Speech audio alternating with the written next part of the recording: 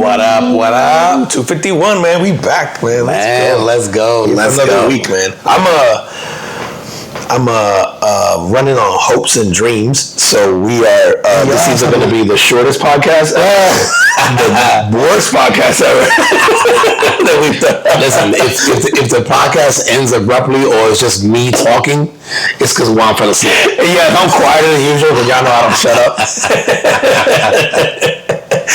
Just know that I haven't slept since like Tuesday. And if I gotta carry shit by myself, we're gonna have a short episode. It just ends abruptly, like mid-sentence. They'll be like, yo, we're just gonna drop. Let's go. Roll the credits. Yo, welcome back, everybody, to the Compliment Podcast. He's Juan and I'm Sean, and every week we get together, have a few drinks, talk about things going on in the world, try to focus on things making an impact, whether they be good, bad, or otherwise. Hit it with a drink of the day. No, we got something like unique. Like I didn't even know this was a thing until you told me about this a couple weeks ago. It's delicious, but I think just the uniqueness of it is. I didn't know it's possible to do a peanut butter tequila. So the cocktail today involves a peanut butter tequila. So we're calling this the Aztec Peanut Butter Cup. And it is using this Chicachita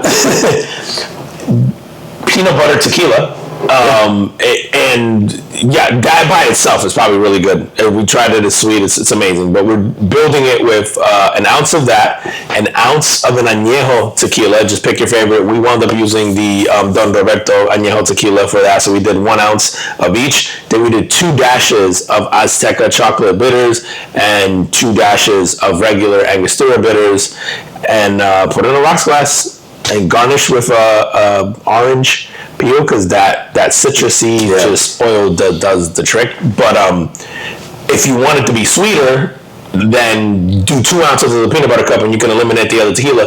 The issue is that we had one and we're like, oh, that's too sweet, like to do, like we normally like to do a few through the pod, so it's great, but it's great at like 1 at a time, maybe 2. And then you want to start getting, I guess, watering down the sweet a little bit. But it's good. I'm so fascinated because like we've done, like probably years ago in the pod now, we did the peanut butter like bourbon. Yeah, it was a screwball. Yeah, the whiskey. And then I just wouldn't even think to do peanut butter with tequila. And I love peanut butter, so like I peanut butter anything. So I'm always down for the cause, man. I love peanut butter, I love Reese's on everything, so it's always good. So this is good. We feel like this is gonna come back because I feel like there's something we can do to this. I don't know if we rim it like you said with the chocolate. We should try that. There's something I think that'll just take it over the top, but it's still good. It does hit like a little old fashioned. It feels like you're drinking like a little Aztec Reese's, man. And shout out to Joe. Joe brought me a bottle of this. He's a friend of the show. Brought me a bottle of this at the house. We first tried it. It was funny, man. Funny story. We went to a wedding. Okay. And the wedding was actually open bar. I know where you're going with this. Okay. But Joe breaks out the bottle of. Now Joe's a lawyer, so he brought his own bottle. He brings this, and he goes, "Yo, I got tequila." I'm like, "Oh yeah, give me some." And he goes, "It's peanut butter." So not in a flask or nothing. He brought the bottle. He brought the bottle. Hell yeah. Where's the wedding? With little cups. So he got us down to the table. He's like this, and he's like serving a few of us, right? But that was really good, and I've had it like on the rocks and stuff. My kind of wedding. So he brought me a bottle of this recently. I forget what the occasion was. I think it was Christmas.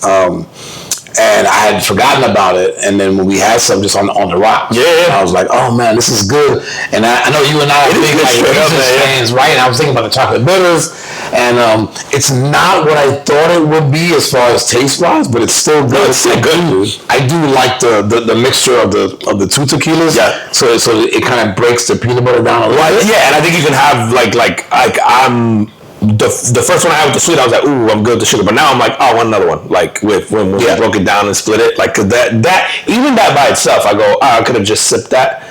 For some reason, you could. It feels less sweet without the other things in it. Yes. Yeah. It's weird. Yeah, it's weird. And I don't know if the other thing, if this is counterintuitive, but like some kind of syrup in it that like balances out maybe that it's going to be sweet, but maybe it balances out the type of sweet. I don't know. Yeah. Anyway, it's good. Yeah. If you're a tequila fan, it's great. If you're a peanut butter fan, try it out.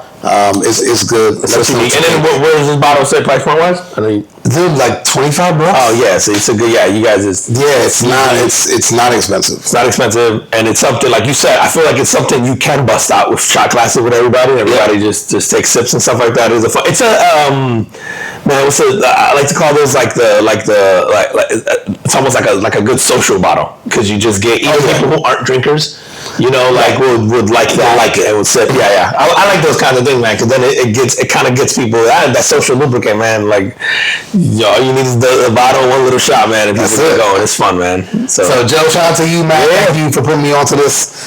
All right, yo, this week, man, I gotta tell you, I hit you up on this, bro. So, I hit up. I got a phone call from my brother, and he. Actually, I got a text. Do I got to be like mentally prepared for this? Because like, this is last time you told me like I got to hit you up with something like that. No, this is good.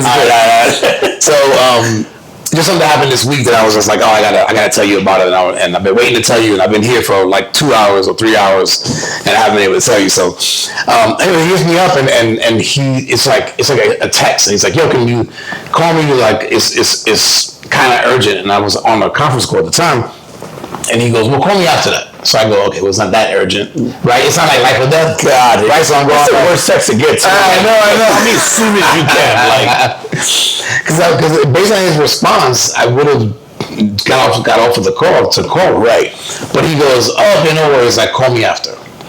So, end up calling him, and he was interviewing he was on the final stages of getting another position at another place. Okay. Right? And he was at the stage of like negotiating his salary. Okay. And I gave him some advice about sort of like, you know, what to ask for and if there's, because there were sort of bonuses in there as well. So I kind of like hey man, like bonuses are separate. Like don't let that interfere with your salary. That right, yeah. Some companies are trying to be like, well, it's really, but yeah. And that's what they were trying to do. Bonuses aren't guaranteed. Yeah, that's what they were trying to do to him. They were just like, well, you know, like this is kind of, you know, they're like, it's just like, hey man, you know, like don't forget about the bonus. Yeah, you know, it's just like that's not. So we had a quick like 5-minute conversation, and he had to get on this call, and so he gets on, and he's like, I'm gonna call you back. So we go back and forth a few times because he calls me back, and then he tells me what happened, or someone tells me what he said, and he basically kind of stuck to his guns, which is exactly what I told him to do. I'm just like, stick to your guns, like do this, ask for this, right? And then when we're on the phone, they call him back, like almost like immediately. And then he calls me back, and he's like, bro, like, I love you, man. I got it. Like, I got what I asked for. Yeah. Right? And I'm just like, it was one of those moments where it's just like, you know, you give people advice, and then, like, I wholeheartedly believed in what I said. Yeah. But you don't know how. Right, like, if you went the other way, like, how do I feel? Right, maybe you feel bad because you're like, oh, if I would have just gone low. Yeah. Right. But I know, you know, like, I know him, and like, I know his worth, and I was like, no, man, like, don't accept. Like you were confident. Yeah, absolutely. I was very confident, and he actually ended up getting more than he asked for. So which is funny was because I go, you asked for too little. Like at the end, I go, well, you didn't ask for enough. You didn't ask for enough. Yeah, right. That's right. But it was already budgeted to go higher anyway. But it was still a good conversation, and he was ecstatic with what he got. And I go, hey man, like everything's in the eye of the beholder. Right, like if you're happy with it, then that's great. Right, like if you got what you wanted. Right. Yeah, like we can all get caught up in the like, oh man, but then I could have. Right, but you did. But you set out with a goal in mind, and you got that and then some. So shout out to him, man. That's cool, man. Yeah, that was awesome, man. So congrats to him, and obviously I already did congratulate him.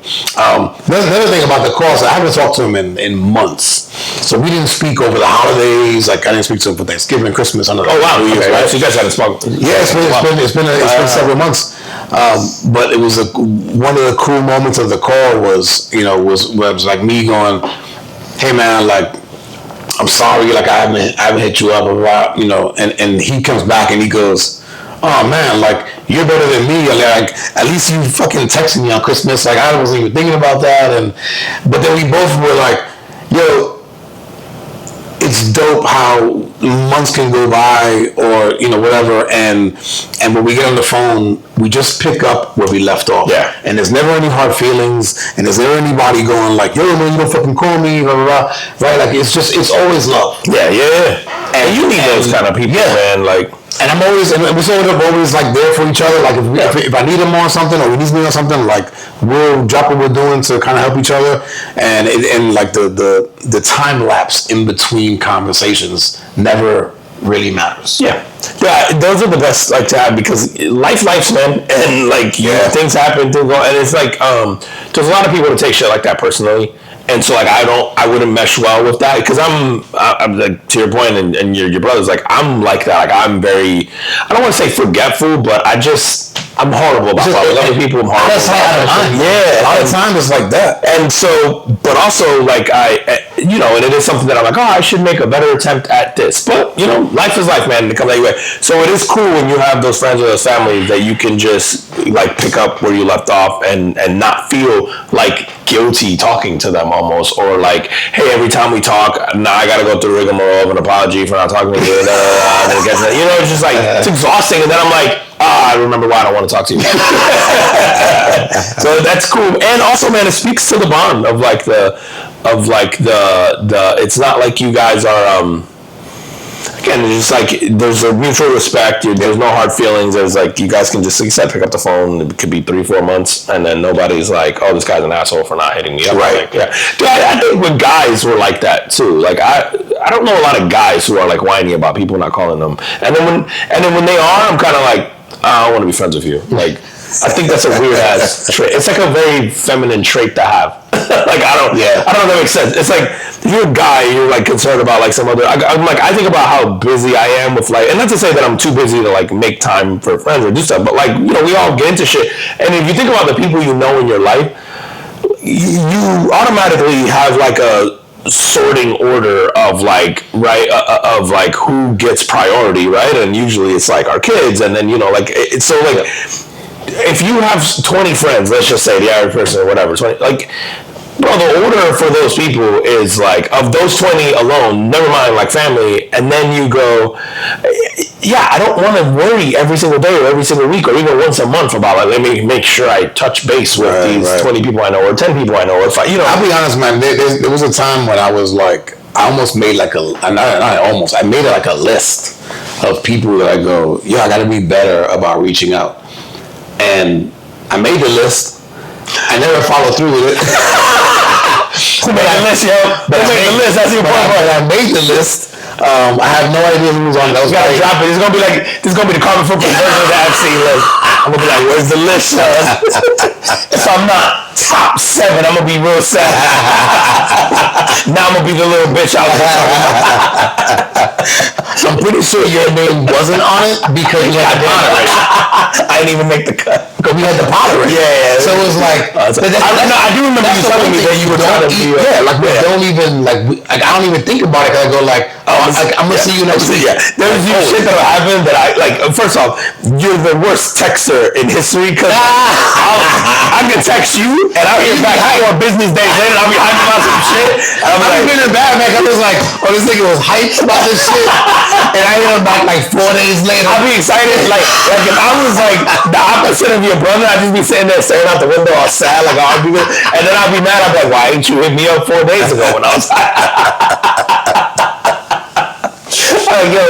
so like luckily for me, like I know how you are and I don't take that shit personal because I'm like, man, like you said, I could be hyped that I could text you, and I know when I text you I'm not expecting a response for 4 to 5 business days, and then when you do respond I'll be like, oh shit.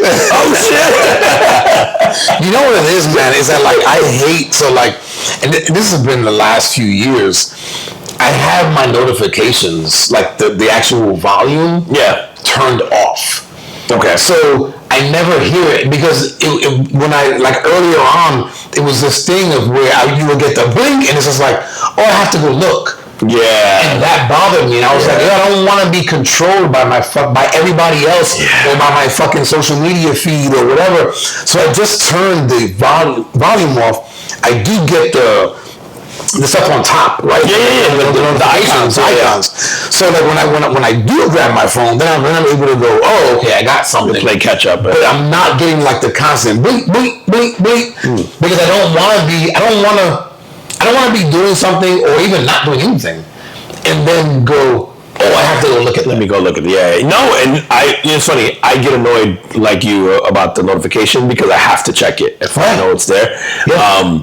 And it is something I'm working on, and I always look at I'm like, man, I love the fact that I know for a fact you'll take your phone and you'll set it on your kitchen counter somewhere, and you won't look at that shit for a day or hours. Yeah, it'll be hours, man. And I'm like, I want to get to that space of and so what I've done is I've turned off almost all notifications in terms of sounds and stuff like that. Sounds, yeah.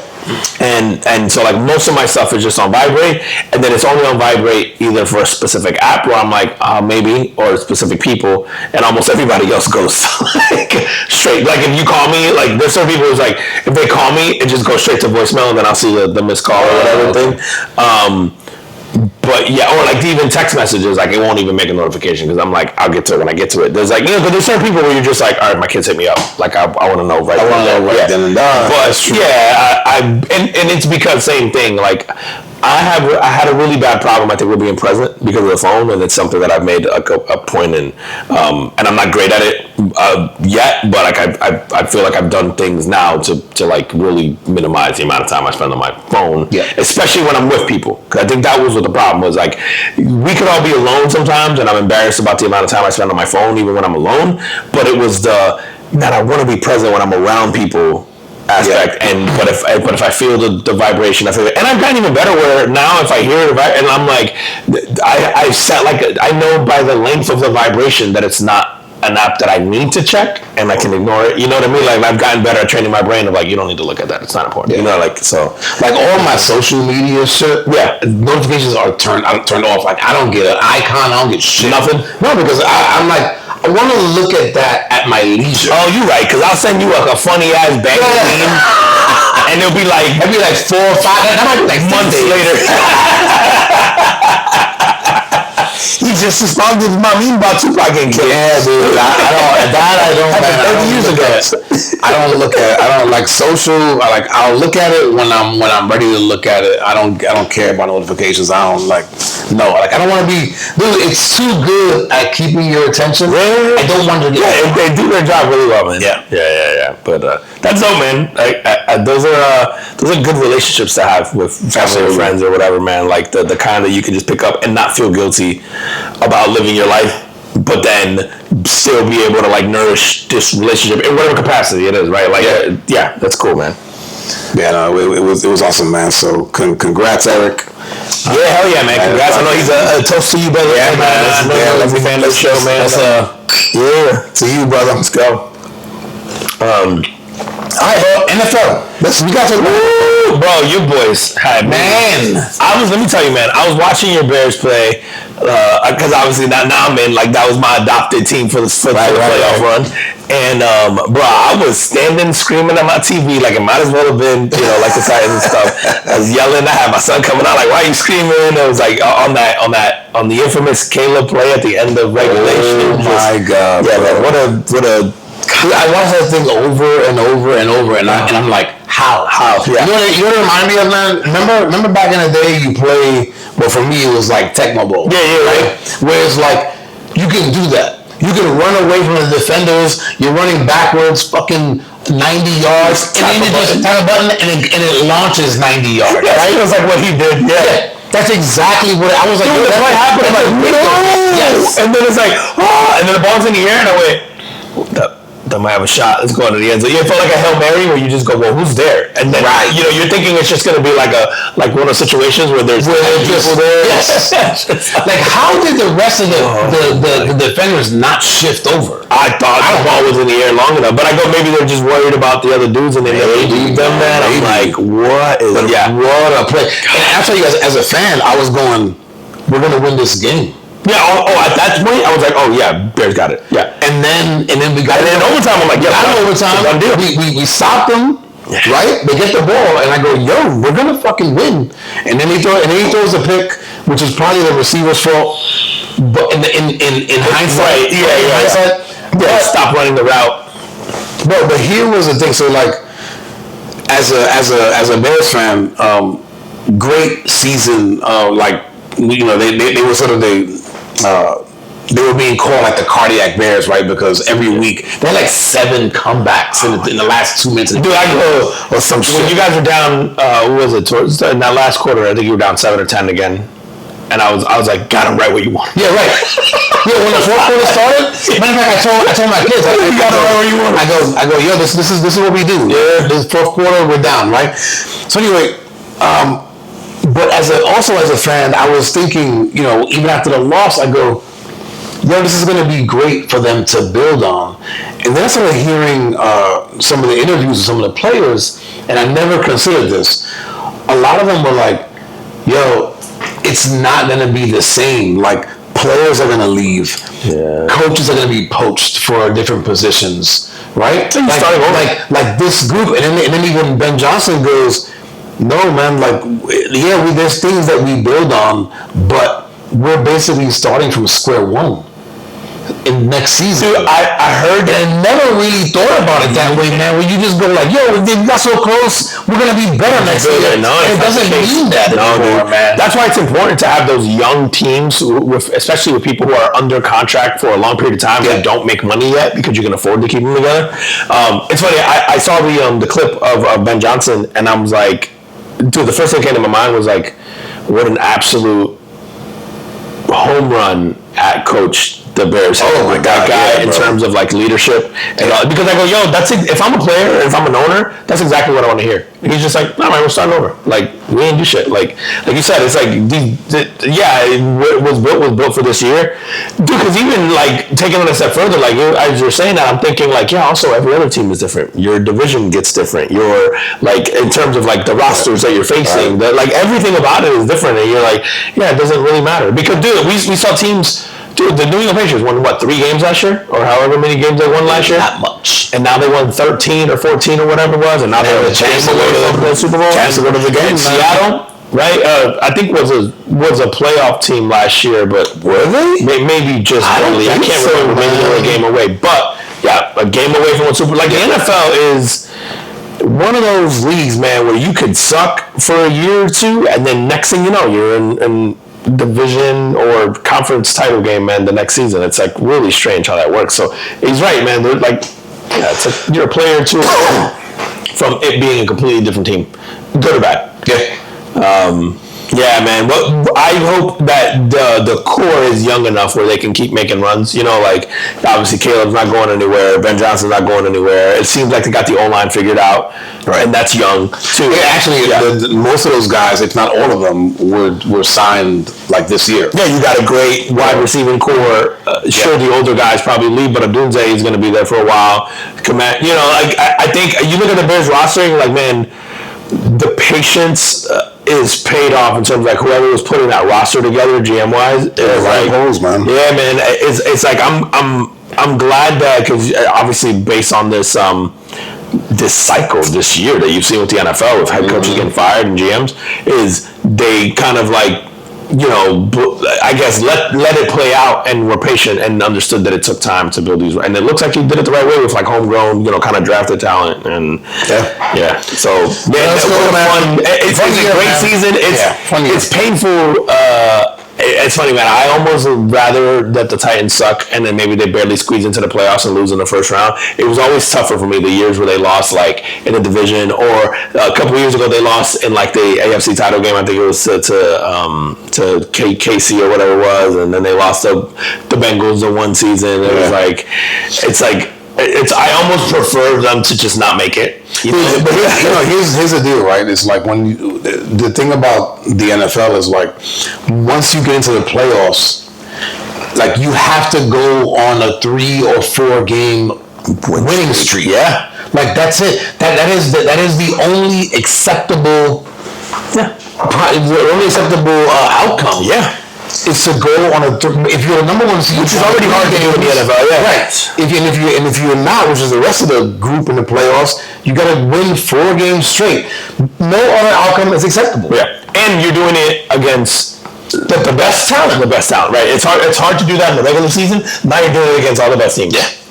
Presumably, right? So, man, yeah, I would say too, man, this is the most exciting playoffs I've seen in a long time in terms of like the score of the games. We had like 1 or 2 blowouts that I can remember, because normally NFL playoffs round 1 is horrible. Yeah. And this round 1, the entire weekend was like, I couldn't turn off like any of them. Like, I'm like, man, even the games that I didn't care about at all, I was like, I gotta watch. Like, they all came down to like 1 score at the end. They all came down to someone making a play. You know, I think the only teams that got blown out really were the Steelers and the Niners.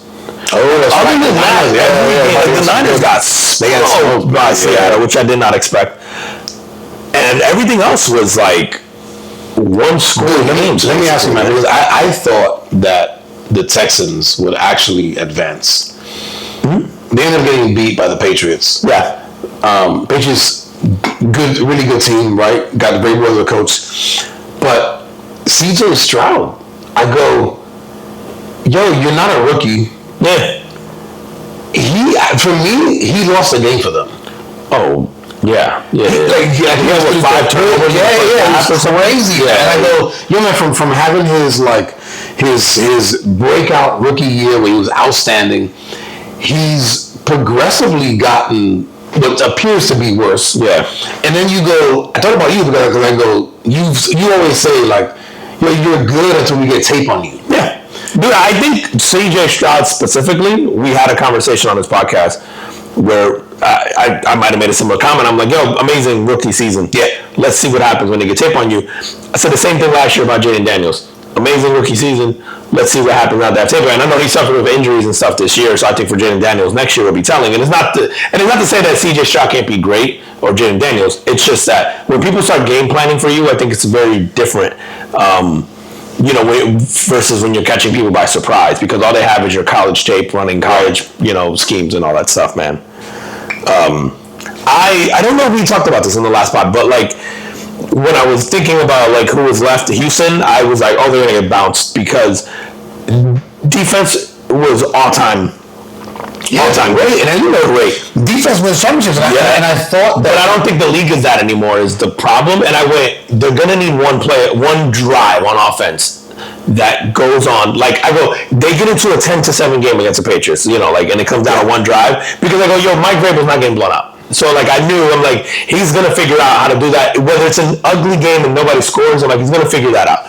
And I go, but that means I need CJ Stroud to make one drive where he just goes and I just, because of what I saw in the playoffs, I'm like, man, he can. And so I'm like, man, they're gonna lose this game on.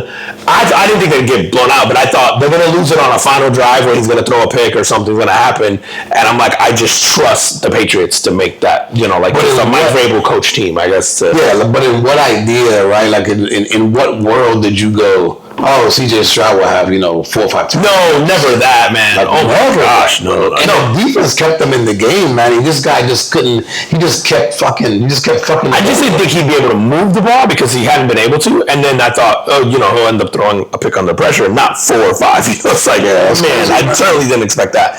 But dude, the NFL,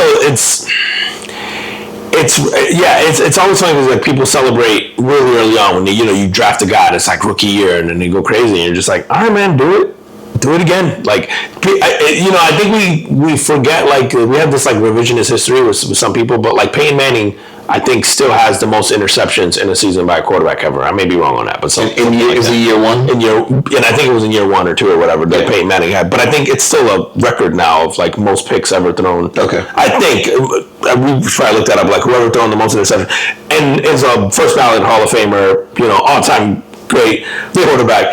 And so I say that to say like I always feel like these year 1 results don't matter, because to me it's always like, okay, how are you adjusting? The NFL is so cerebral when you play quarterback. Not when you're playing wide receiver and any of that stuff, but like when you're a quarterback in the NFL, it becomes like, we know you have an arm. most of them, right? We know you can make the throws for the most part. It's like, can you make those throws under pressure while basically running math, like in your head in real time? Like it's like you running these calculations because these people are throwing all kinds, especially when you're getting into the playoffs and you're playing the caliber of defense that you're playing against. It's, you see what guys like Spagnuolo do, or what do we call it, like Robert Saleh, who the Titans just hired, or like Mike Vrabel. Like they have like really complicated and complex defenses where you're just like, if you're a quarterback, you have to be so smart and decipher that so fast, because it's like as soon as that ball snaps, you have about 1.9 seconds to get rid of it. It's like it's a different ball game, man. I was one of my youngest son, who has been watching. My family has been kind of watching the Bears this year just because of me, right? But it's fun to get like very much so. Yeah. And then my youngest son, who's not really into sports, but he's gotten into it, right? So recently he bought the latest like Madden. Oh, right. And so as he's learning how to play. And he goes, man, this is hard. And because he's like, being the quarterback and having to decipher the defense and seeing where the guys are going, and he's trying. I mean, he picked it up pretty quickly. Yeah. But in the beginning, he was like, man, this is really hard. And I go, yeah. Now picture the actual quarterback that's really going to get blasted, or somebody's going to hit his arm or whatever. Right. And you're throwing in these very tight windows. It was cool. I really wish the NFL would put cameras in the helmets of the quarterbacks, especially, and that we got that first-person view of a lot. I love that one. The one where they have the camera was like floating above the quarterback. And you get to see what they're looking at. Oh, dude! When you go, how? He's not open. Right. And that's the other thing I think people don't appreciate is that almost no one in the NFL is open, and you can't see that on TV.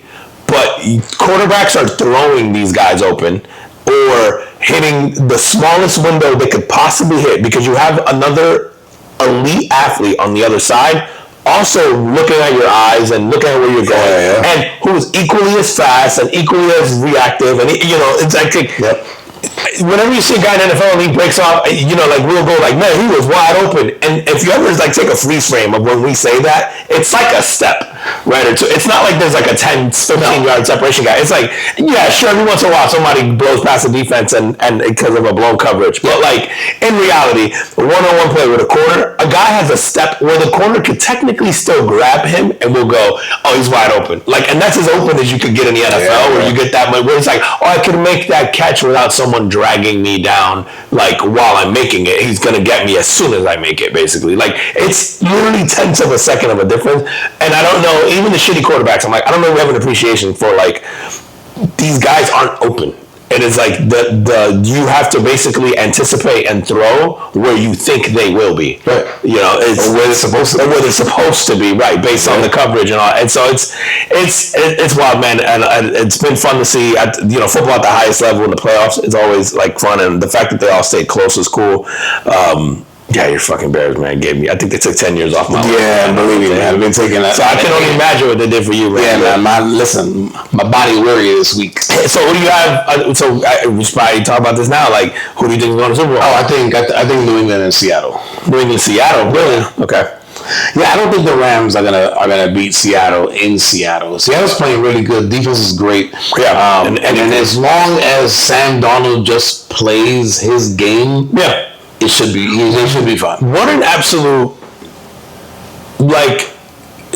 talking about quarterbacks, right? Sam Darnold gets drafted, I think, by the Jets, right? Gets, or is it Carolina? It was the Jets, right? Like, high, expectations coming out. Obviously didn't perform well. Where you go matters, right? And I think that's a Colin Cowherd thing they talk about all the time. Is like, where you go matters. And so he ends up with like a shitty coaching situation and with the Jets, undeveloped, bounces around a lot. Won last year, it was Minnesota. Well, before that, so he goes from the Jets to Carolina. So he sucks in both places. Goes to San Fran as a backup. That's right. Under Shanahan, who's a quarterback whisperer, basically. Exactly. So he kind of revives his career there, Then Minnesota picks him up in the same year that they draft JJ McCarthy, who's supposed to be their future. He balls out. What are you? 14 win season. Yep. Gets a contract. Right. They don't re-sign him, but Seattle signs him for a decent deal.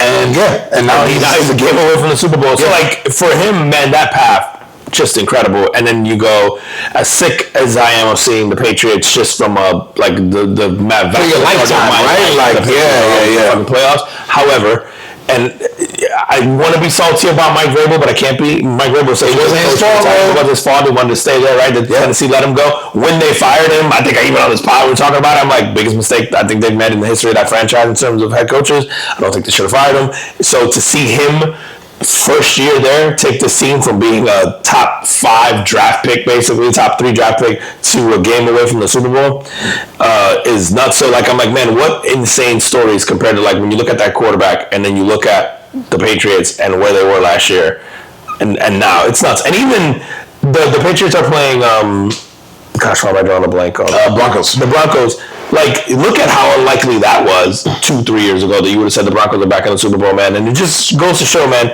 head coach and quarterbacks matter. Sean Payton is a fucking wizard and like was a wizard, and a lot of people was like, well, is he a wizard without Drew Brees? And you know, the same thing that Belichick. So right, but I think people forget that like both matter. Like Tom Brady isn't Tom Brady probably without Belichick and vice versa, right? Like in terms of the success was contingent on both of those guys being who they are. And then I think same thing with Sean Payton, man. Sean Payton gets to the Broncos. I think good for him for having enough respect. I don't know what those conversations are like behind the scenes, but he takes over a team that just gave Russell Wilson over $200 million and goes, that's not a guy. And you know, you gotta go, the ball you gotta have to go to an owner, right? And say, I know you just gave this guy $200 million, but not your guy. So they let him go. He basically doesn't play him that first year or plays him like half the season or whatever. Lets him go. Like you said, they listen to him. They suck for a year or two, but he drafts Bo Nix, who is an NFL-ready quarterback out of the gate, and I'm like, look, this team's gonna be good for a long time. Like it's like, and unfortunately, he broke his ankle. Yeah, and it sucks, man. That sucks. I would like to see.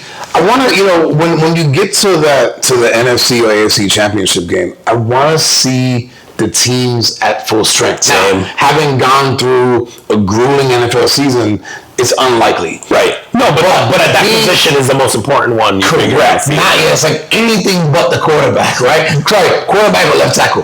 Like because like those are the two. It's like those are the two you just like don't want to go down. So yeah, I think because they lose him, they had who? Stidham, who was a former Patriot, right? Yeah. I don't know if they're gonna be able to do with him.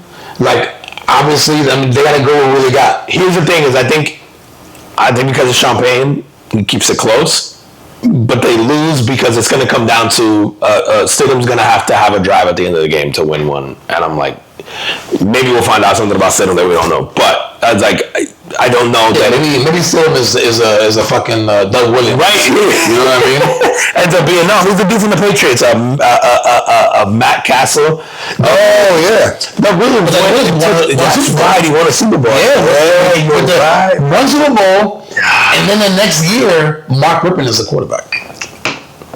That's right, and that's crazy. Yeah, so Stidham might have that, and I think all because I believe in Sean Payton that much. Like as a head coach, man. So it's gonna be curious, man. Seattle, LA. It's the third time you're playing each other, so those matchups are cool. Which is the same thing for San Fran, Seattle. Right. So I expected that game to be closer. But you might be right, man. After what I thought that the Rams, I'm like, oh, this will be fun. The Rams will probably beat whoever on that NFC side if they get past the Bears. But just seeing what Seattle did to the Niners, man, and anybody else they've played with, their first. No, actually, that was their first game, right? They just, they just look like they're gonna be tough to beat. Yeah, man. I can't. So it should be good, man. Yeah, I'm with you. I feel like it's gonna be New England, probably Seattle again, which is a Super Bowl we've already seen. Like in terms of like. Oh, that's right. That's the infamous. They didn't give the ball up. Marshawn Lynch and Pete Carroll is a back-to-back Super Bowl champion. So you think about he got fired again. Yeah, think about.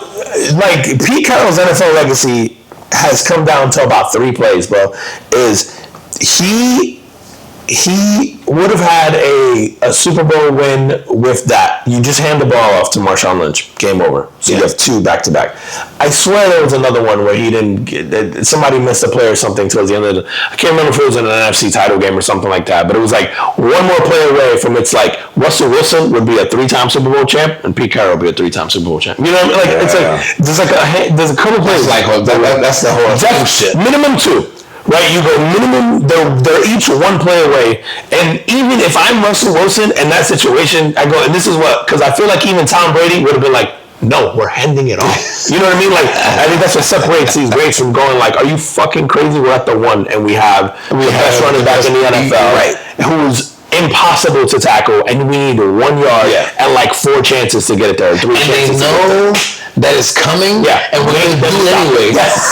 It's talking about trying to overthink the. Oh, was it 4th down? I'm pretty sure that was 4th down, man. Okay, I could be wrong. But yeah, I mean, I thought it was earlier than that. But yeah, no. Either way, you probably get that yard with Marshawn Lynch, man. But anyway, and if you don't like sports people, I'm sorry, but we got heavy. National championship game, college football national championship game, Indiana versus Miami. Better game than I thought it was going to be. Oh, absolutely. I thought they were going to get blown out. I did too. But Miami came to play. Yeah, I got to give credit. I thought they were going to get blown out. Yeah. They came to play. They had a chance to win at the end. But I love Mendoza, who was the quarterback for Indiana. He had his Heisman moment. Oh, the play at the end. Oh my God! That's going to be a highlight reel for him. Forever. Well, just in college sports. You know how there's all these montages and they'll put together. Yeah, that's making the cut. You know what it reminded me of, man? Do you remember that Super Bowl back in the late '90s between Green Bay and Denver? Oh yeah. When John Elway had not won Super Bowl yet, and he makes that run and they hit him and he fucking spins. It was one of those moments, man, where he's like. He's scrambling, and I go, oh, okay, that guy's going to get him. Oh, shit, he got past him. Oh, he gets hit over here. Oh, shit, he got past that. And then he leaps for the end zone and gets blasted, but gets in. But he gets it, man. I was like, good for that kid, man. Yeah, man. And now, it wasn't going to suck like the Raiders are going to get it. I go, congratulations. Your prize for being the best quarterback or the best player in college is you get to go be the quarterback for. Did they hire a coach? Oh, I don't know. I saw that. No, I don't know that everybody wants that fucking job. No, I mean that could be true. You might be right. I don't know that anybody's taking it yet because I saw Minter. I think is going to.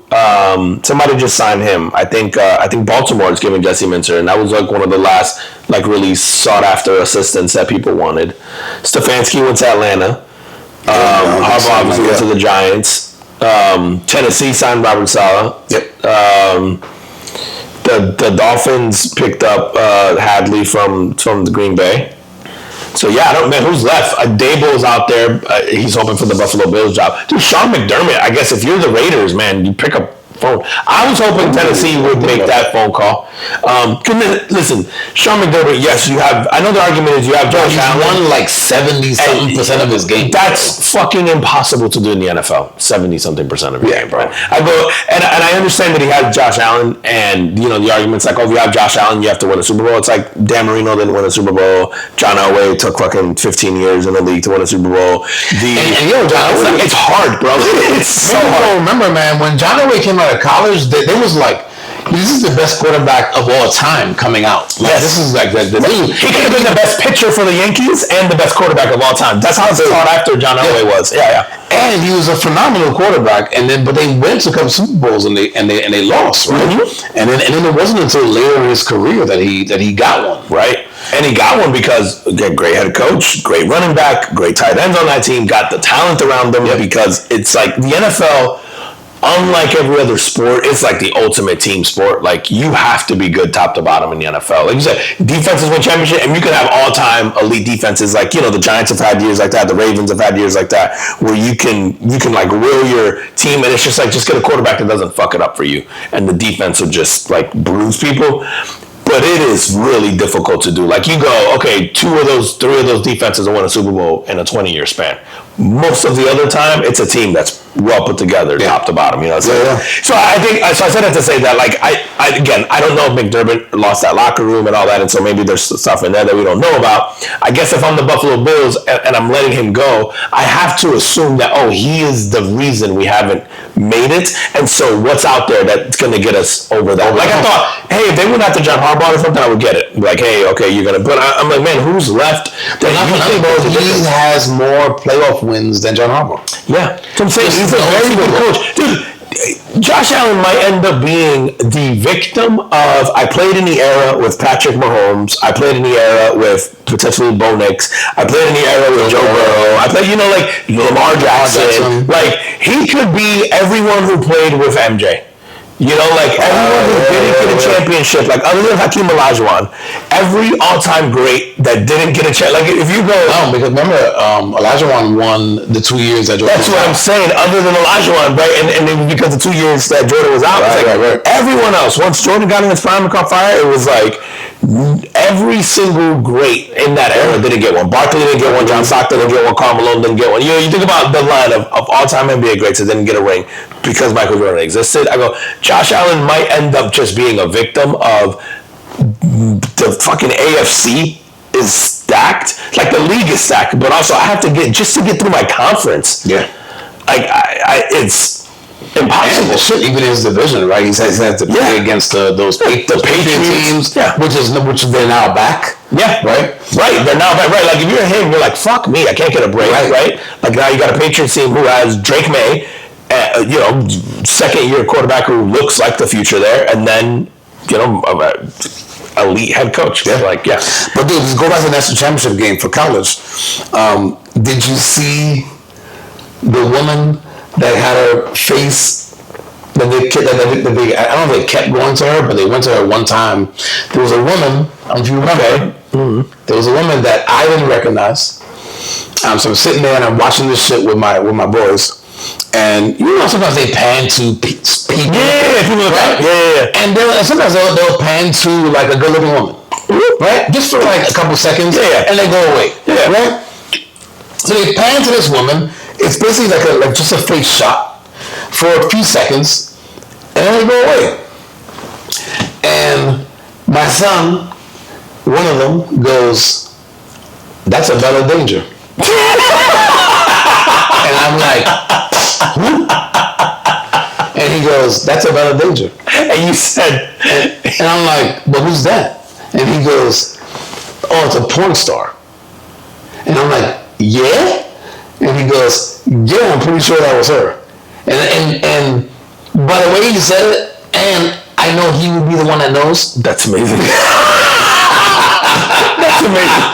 So it was like outrage online about. So I heard the story because I heard the outrage. I didn't notice when they cut to her. Like you said, they cut the people in the crowd. I didn't recognize that. But like, if my son didn't say that, you wouldn't have known it was her. I didn't know. I don't know who she is. But she does a lot of mainstream shit too. Like, I know she's a porn star, but like she does a bunch of shit. So it's like I've seen her, and she's at a lot of. She goes to Miami. I want to say she's like trying to be a lawyer in Miami or something. So I know it's like a big deal. Oh shit! She goes there. I'm trying to think of the show. Anyway, she's been in shit. But the only reason I even caught on my radar was because, like you said, there was like a whole story about them cutting her and people being offended, and I'm like. But if you're offended, you know where she's from.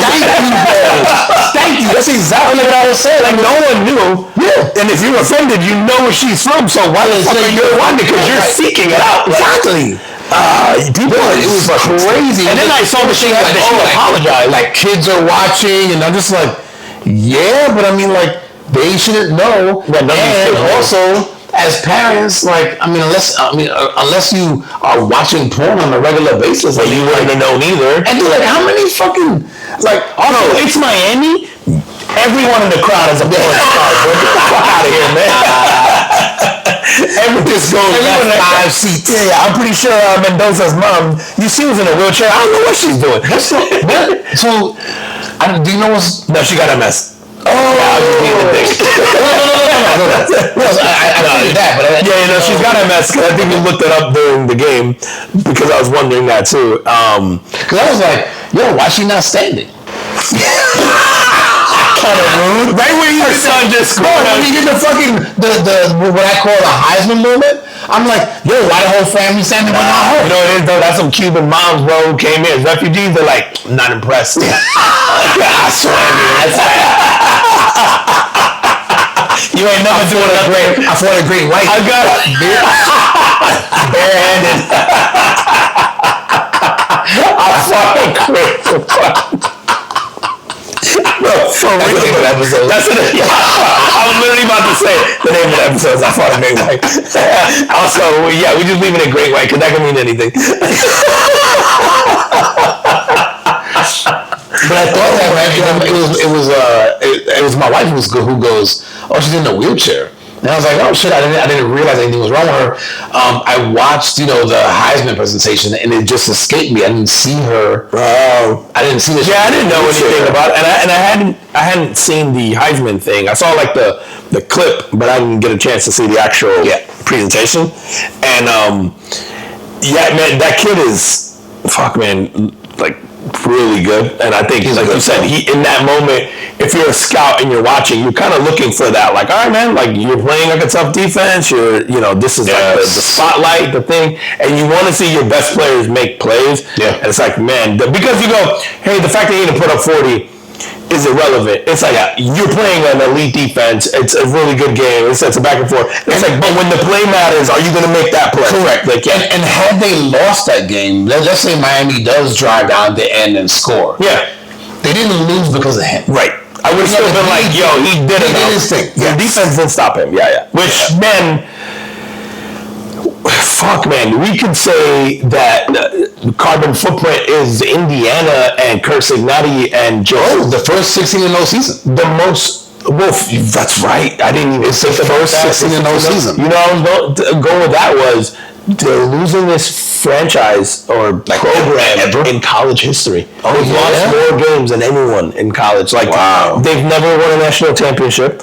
They hadn't even won a bowl game since like the 90s or something like that. So he came on. I think they've lost more games or percentage or whatever game. No, in my lifetime, they've never mattered. No, they've sucked forever. Yeah. Like last year, they were good, and you're like, okay, they were decent. Yeah, they were decent. Yeah. And then this year, I was like, you kept waiting for the like, but yeah, right. Oh, they're gonna play Ohio and Oregon. Yeah, Michigan's gonna stomp them, and then you like, man, after they dismantled Oregon, I remember going, they're gonna win national title. I'm just done. Like, the Big Ten has taken over. Fuck, man. Yeah, the SEC is like playing catch up now. It's wild. The Big Ten's got like a national champion Indiana. Ohio State won last year, right? They've got a Michigan team that won one the year before that. So it's like 3 in a row now for the Big Ten. I think national titles. It was Georgia did like 2 or 3 in a row, right? And then it just Big Ten team. Michigan, Ohio State, and then Indiana. Yeah, Indiana, man. So fuck, man. Like, and like you said, Oregon is right there as far as competition. And that kid's coming back. And Oregon, I forgot, is in the Big Ten. That's right now. Yeah, dude. And we were talking about the NFL playoffs being great. The college, other than the first round, which we knew was going to suck, surprisingly really good. It was good. It was like Indiana that Miami makes it to the end, and it wasn't a fluke. Right. Like they were right.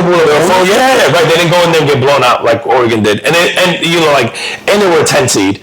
But to me, man, it goes back to they were a 10 seed, but they're a power program. Right. And James Madison was what in that tournament? And they got the shit kicked out of them. 11 or 12. Fucking and then what was it? Starts with a T. It started not Tulsa. It was like Tulane. Yeah. Got in. No. And they were like top 5, weren't they? No. Tulane? No, they were like 7, 8. No, they were like 11, 12. Oh, were they? Okay. Yeah. And then they get the shit kicked out of them too. It's like, can we not do this? Like, but it was all about like expanding it to 16. No, that's too many. Like, which I go like, no, 12 was enough. The 12 was too many. But the 12 should have been like, I don't know, man. I feel like if you wanted to include Miami, you should have included Duke because they won the conference, right? Conference that Miami happens to be in. How you don't include an automatic bid for the winner of a conference is crazy to me. And also, to me, if you're going to include Madison or Tulane, to your point, either throw in Notre Dame, but then as a Texas fan, I go, then Texas should have gotten in because Texas beat more top 10 teams than anybody else in the league. Yeah. They played a harder schedule, I think, than almost anybody in the league. And so you guys wouldn't have been left out if you would have gone 16. Right. I still think it's too much. Yeah, but because to me, I will say I wasn't upset about them not getting in because you can't lose to Florida. Like, and then I think that was the thing that did them in is like, I can accept when you lost. Both of their losses are to number 1 and number 2 in the country. Yeah. So it's like, I think it's easy to look past that. So they lost the first game of the season, right, to Ohio State. And then the defending champs, right? So it's like, okay, and they didn't get blown out. And then they lose to the number 1 ranked team in the country later on. I forget who it was when they dropped to Georgia. It's like, okay, you can lose to Georgia. I get that. But you can't lose to a Florida team that this year was absolute trash, and I think that's the one that hurt them really. So because I think if you win that game, then you're in the top 10 for sure. But all that said, they played 5 top 10 teams or 6 top 10 teams and lost to 2 of them. Yeah. So it's like you're gonna I guess not include that over an undefeated Tulane team that I don't even know who they beat or played or. Isn't that like Conference USA? Yeah. Right? Yeah. You shouldn't. That shouldn't matter. That you shouldn't get in. From any of those conferences, if you're not playing a real, you shouldn't get in. You're never like. I think this tournament showed the power schools. Yes, Indiana, but they're in the Big Ten, right? So you got to recruit. You got to play with that talent. They're playing a Big Ten schedule, and yes, they're not a traditionally big power, but they've played in a power conference against power competition, and will for the next foreseeable future. And so, to me, that's very different than including in a school that's in a shitty conference because they run the table. I don't want to go back to us rewarding the undefeated season because then what happens is people just go cupcake schedule. Right. And the knock on college football is that the regular season games kind of suck, or they did back then, because when we had the whole BCS shit, everyone was just worried about losing. Right. And so it's like boxing. But I think that's where that's where the 16 teams would benefit. Right, you would still get a Texas to still take all of those hard games. But would you? Because if I'm Texas now, right, I go, man, I took all those hard games. I lost 2 to the top 2. Yeah, I lost 1 that I should have lost, and I still didn't get in with 12 teams in. Fuck that. I feel like I go, maybe I'd back off 1 tougher game or 2. Inevitably you start working your way to I think that's the way for me. It's if you're Texas, you go, why did I go to Ohio? Shouldn't have done that. But it was done Michigan. But it was 16. You make it. Yeah. Sure. But and then I think they would have been good enough. I don't think that team would have been good enough to win a national title this year, but they would have been good enough, I think, to probably end up in the top 4, top 6. Some of the competition left. Yeah. But man, shout out Indiana, man. That's fuck, man. All time, something that I certainly wouldn't have even thought of in my lifetime. So no, man, I agree, man. We have to get in the carbon footprint because that is. I mean, like I said, they not only sort of got off the snide, right, but in record-setting fashion. Yeah, but it wasn't a fluke. They were beating teams, man. Mm-hmm. They were, and they reminded me a little of.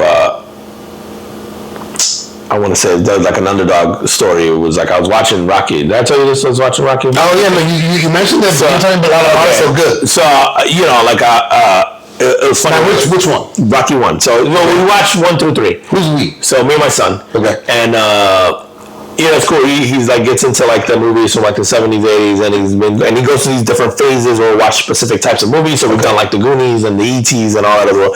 And then so now it's been Sylvester Stallone flicks for some reason. We went through a Tom Cruise phase and we watched a bunch of that. Okay. And now it's Sylvester Stallone. So we're watching Rocky and we're gonna make our way over to Rambo.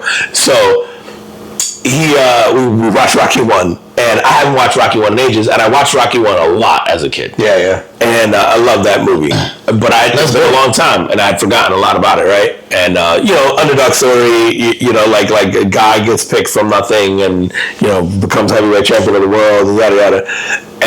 Rocky is definitely retarded, right? When you watch that movie, him and his wife. Oh, for sure, right?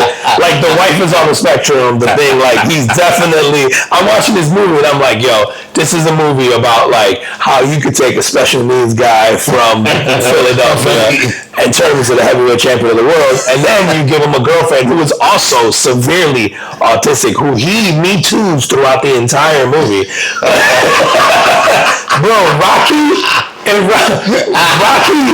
the amount of times that Adrian goes, I am not comfortable here, I want to go home, is alarming. Like, I got uncomfortable as and Rocky goes, hell no, you're not going no. And he holds the door and she repeats it numerous times. Oh, this is when she's in his apartment? Yes, and he goes like, you're not leaving. Why don't you take off your glasses? And she's like, I am not comfortable. I shouldn't be here. He's like, why don't you come sit? And this motherfucker's apartment looks like a crack house. Yeah. He's got beer cans everywhere. He looks like he kills people. And he's just like, don't let her leave. Yo, I found myself having to look at my son and be like, yo, no means no, dog. This is turns into a teaching. Yeah. Like, yo, I don't care what you see, how this works out for him. I want you to know. On that first, I'm uncomfortable, I shouldn't be here. You put her in the cab, bro. Yo, for real, bro. Just open the door. Open the door and be like, yo, thank you for coming. I appreciate it. Like, bro, I was like, yo, this is so crazy. And he was just so pushing. This is in like the 70s. Yeah, 76. Okay. Oh wow, man. 76. I was from that too. Yeah, dude, 76. But man, one of the things that really stood out to me was that 76, man, and the more things change, the more they stay the same, dude. So I don't know if you remember why he gets picked. So why Apollo Creed picks him to fight him. So Apollo Creed.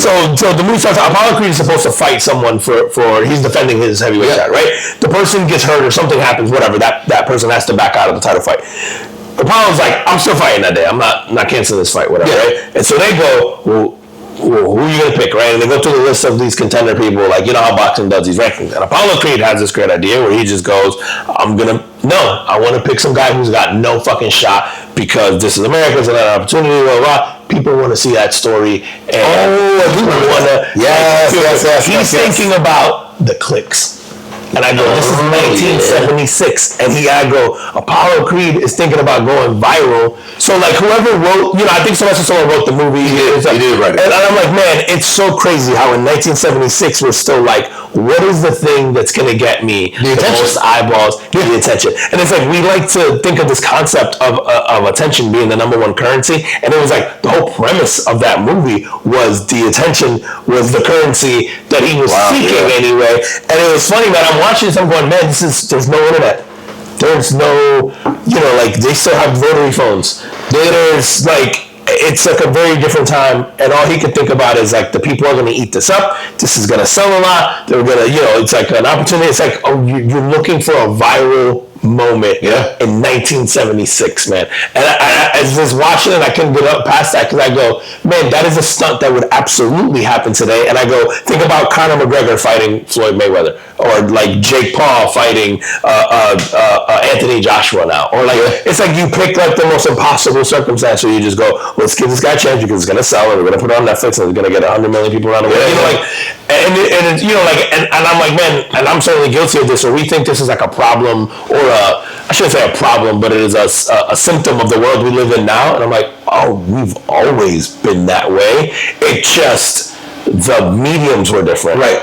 But it was always that, and it was like fascinating to watch this movie that's 50 years old this year and going, we're chasing a viral moment in 1976. Or the premise of the movie was them chasing a viral moment in 1976, man. It was like, it was crazy, man. I was like, once I got past Rocky being rapey, I was like,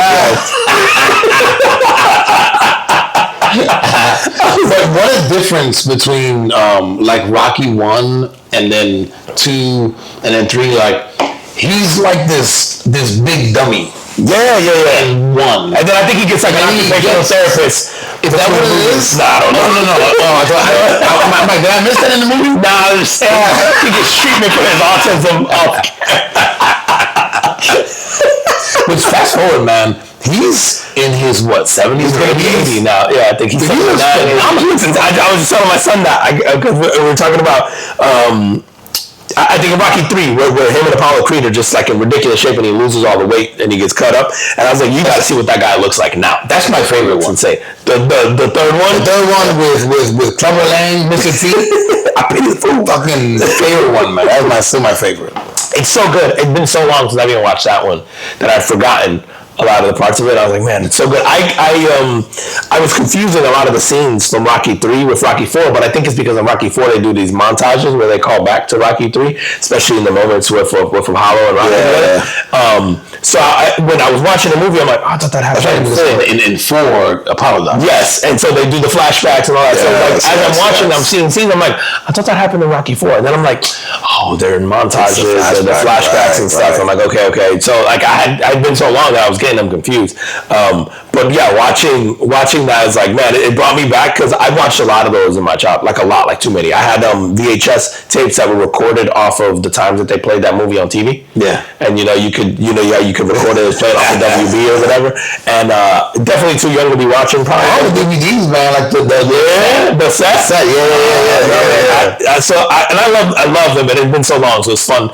But I was like, look at Rocky going like, yo, you're slow. Like, there's something wrong with you. Like, and then I'm part 1, bro. Yeah, he's like, and then you go, is that a character or is he that slow? Dude, and I think that. So he obviously you said that he wrote it, and I remember hearing the story. He wrote it, and when he was trying to sell it, he was selling it contingent on that he would play the part, and he got turned down by a lot of people because they're just like, yo, you're not an actor. Yeah. And he was like, no, like I want to play the part. So he kept he kept not taking what he would just be like, okay, well, you don't want to do that. So yeah, he wasn't buying it for himself, right? Because he recorded it like very low budget, and you can tell when you watch it. The scenes that were done on like basically shitty cameras and like in hiding or in secret or whatever, because you couldn't even get permits to film. Like the infamous staircase in Philadelphia. I thought somebody picked it up finally. Yeah, but and then the budget for it was like low. So I think even the infamous like staircase scene in Philadelphia where he climbed, they're recording that first thing in the morning and all that, not because he wants to like, hey, I woke up early to go on a run. He has to get there and record it while people are asleep and it's not crowded and the authorities probably aren't working yet because they don't have a permit to film in that location. And if you watch that movie, so even watching that movie now, it's not high def, right? So the quality is shitty of that movie. That part is extra shitty quality. Really? Because whatever they're recording with is probably like whatever version of a portable camera they have at that time. It's not even a film caliber. Yeah, it was like interesting to watch. Unless that was like a directorial decision to make it that way, but it didn't feel that way. It felt like they were taking clips of things. There's a lot of parts of the movie where you're like, that camera quality looks like one of my home videos from like the 1990s. It's like really bad. But it's. Now I want to go back and watch it. You have to. And it's on. It was. I forget we watched it. It's on something streaming, but it was. I got a DVD. Well, that's right. You said you had yeah. I don't know the DVD or Blu-ray. You gotta go watch it. I have a set. The whole time I want to get him a therapist and then like somebody to work with him and make him less slow. And then there was like a scene in Rocky 2 where he gets a little bit of money in their house shopping, and like Adrian is asking like some really important questions about like what you should ask when you're house shopping, and he's like, oh, everything's fine, and then she's like, bro, we haven't even seen upstairs. I'm sure it's fine, right? Like and then he's like asking about like dumb shit, like, oh, we could put a punching bag right here, this is like. Bro, does the heater work? Like, it's just like, right. And, she's asking questions about like the windows and when certain things are replaced, and fucking Rocky is asking like the most retarded questions. Like, you can tell even the look on her face. She's like, wow, this is embarrassing. Like, all right, I'm gonna go with this. And one more thing, I know I've been on. I should have forced my way out of Rocky 1. I should have. Yeah. Like, why am I? You should have killed me. You should have left me in a pet shop. She's like. I should have killed myself in your apartment when you wouldn't let me leave. But I always forget too that Talia Shire, the girl who plays Adrian, is Francis Ford Coppola's sister. So her dad is like, her brother is like, Hollywood royalty as far as directors go. So she was in The Godfather, and I forget that she's in The Godfather. Oh, yeah. So you think about all the movies that she was in at that time. I've never seen big franchises. I've never seen The Godfather. No, the first one? So it's been a long time for me where I'm adding it to my queue of like, I want to rewatch it again. Because now that I've seen Rocky and all that stuff, I go, man, it's been years since I've watched years. It's probably been 20 plus years since I watched The Godfather. I go, now I want to see it. Yeah. And I want to go back and watch all those like those classics too, because some of those movies, man. It's funny every time, especially watching the stuff with him. There has been more than one scenario or time where I'm like, man, that we're still talking about that thing, huh? Like it's wild that the stuff that was like, I don't know, the plot point or an important point. I think we feel like we're special in our problems and in our conflict now. And anytime I watch these old movies, I'm like, it's been going around. It's been going around for a long time, man. It's crazy to see. Dude, how many time? Dude, we are an hour 9 in, man. Oh shit, dude, we gotta finish off with you see this shit on Druski? Yeah, that shit is hilarious. I don't know if you guys seen this. Druski did what do you call it? What do you call that? Skits, yeah. So if you think of, I guess for those I feel like we have a slightly older demographic of listeners. So for those who don't know who Druski is Druski, think of like Chappelle Show, Key and Peele. Druski is like that version for this generation. He makes sketch comedy, and it's mostly on YouTube or his pages and stuff online. Yeah. You know, he's one of the guys on the T-Mobile commercial. Yeah. Funny ass kid, man. Oh, yeah. Amazing. I would say something on him probably 6 months ago. Where did the NASCAR? The NASCAR. He pretended to be he did a white face. He did the white face. Yeah. Great. Yeah. This one he did a mega church pastor. Yeah. And if you guys have not seen this, it is freaking phenomenal, hysterical. He does all of like the stereotypical stuff where he's freaking floating. He's healing people. He's also, but the whole thing is like they have these funny ways of collecting money. Yeah. And man, that kind of like the skit is fucking hilarious. But you get it's religion and politics are the things that get the most the most backlash. But it's like, you can't argue with what he's saying. Well, that shit is true. I'll take it a step further. I don't want to say recent, but in recent years, didn't they have the whole reality TV show with like a gang of the celebrity pastors? Yeah. So the pushback to him has been that he's being disrespectful to the church and it's offensive and whatever, right? So like I think that's the pushback. But to your point, what you were saying of like it's all true, I'll take it a step further. Everything he enacted out was actually based on a moment that a real pastor did. Oh yeah, every single one of those. Even every single one of them. Yeah, no, go ahead. Tell me, because I know what you're gonna say. Because the one that he's like, I'm gonna impregnate you with the. So Google, right? Pastor saying I'm gonna impregnate you. Yeah. You're gonna get the real pastor that comes out of. Fuck out. And so that's why I was like, hey.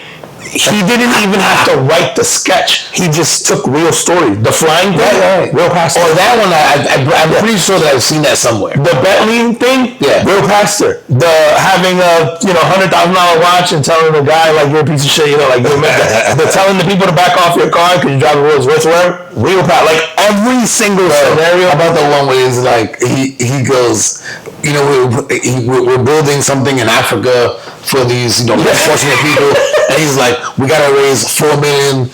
No one's allowed to leave until we can let it go. Yeah, that just happened like a few months ago. Yeah, that's what I'm saying. Like, what makes it even better is that like he didn't even have to make it up, and so like people are pissy, and I'm like, hey, he's mad at the people who actually did that.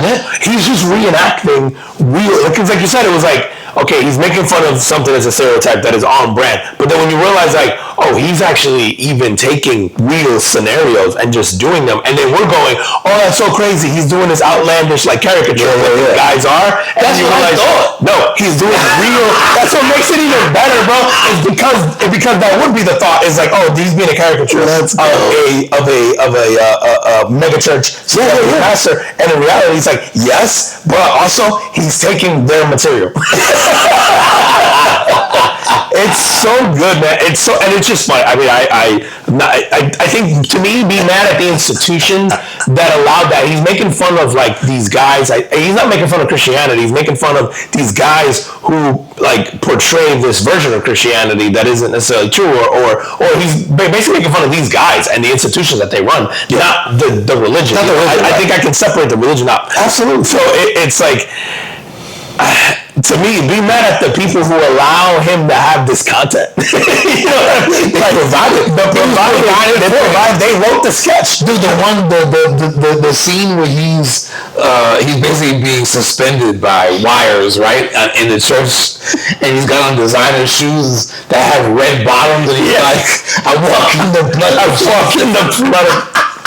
That's why he got red bottoms on. So good.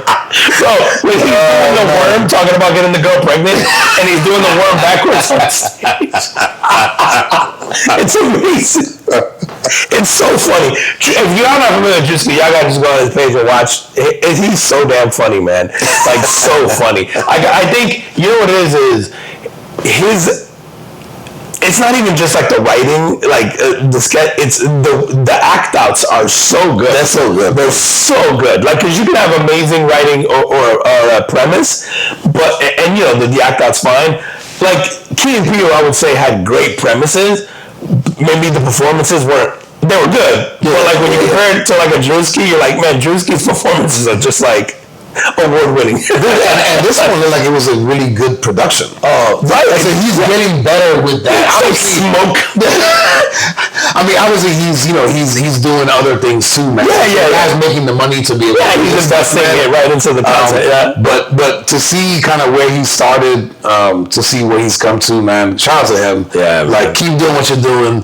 It is so fucking entertaining as hell, and even though some folks are gonna hate what you're doing, there's a lot of us that appreciate the laugh and the comedy, but we have to be able to make fun of each other. Yeah, and comedy is better when it's a little uncomfortable for some people. Like, I think just entertainment's better when stuff's uncomfortable, and I think comedy is always better at a time where people are like, I don't know, because like I think if he wasn't getting pushback, then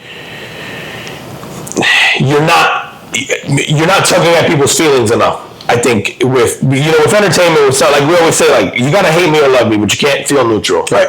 So like to me, it's like when people are being sensitive or it's a topic that's sensitive, it's like, okay, you know you're on the right path in terms of like, okay, this is something that you should be, this is a good premise. Yeah. Right? It's just like how you deliver it matters, right? But the premise is good because I think it should make you uncomfortable. It should make you think. And if it makes you mad, good, like it made you feel some type of way.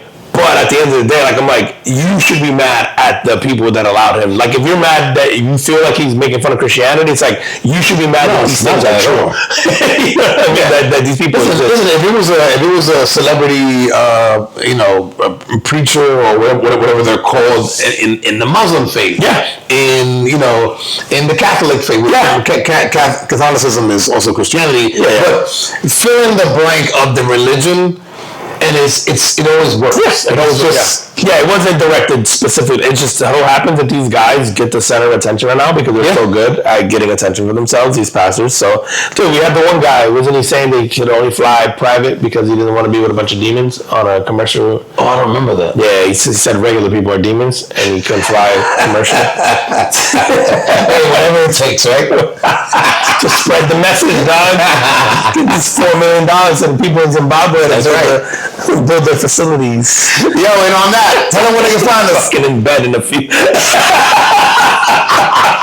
At the Coming Forward Podcast on IG, I Coming Forward Podcast on TikTok, on X, on YouTube, everything, and then all your favorite audio platforms: Apple Podcasts, Spotify, Amazon Music, Audible, Geo7, TuneIn, Ghana, Podchaser, Pocket Cast, Radio Cast. Just go on there. We're on there. Tell your smart device, tell your phone, tell your AI, your Series, or whatever. It'll find us. And don't forget to hit those likes and subscribe and turn on the notifications to keep watching us. And appreciate the support, man. Absolutely. And as always, we appreciate you guys, and we'll see you next week. See you next week. Peace. Peace.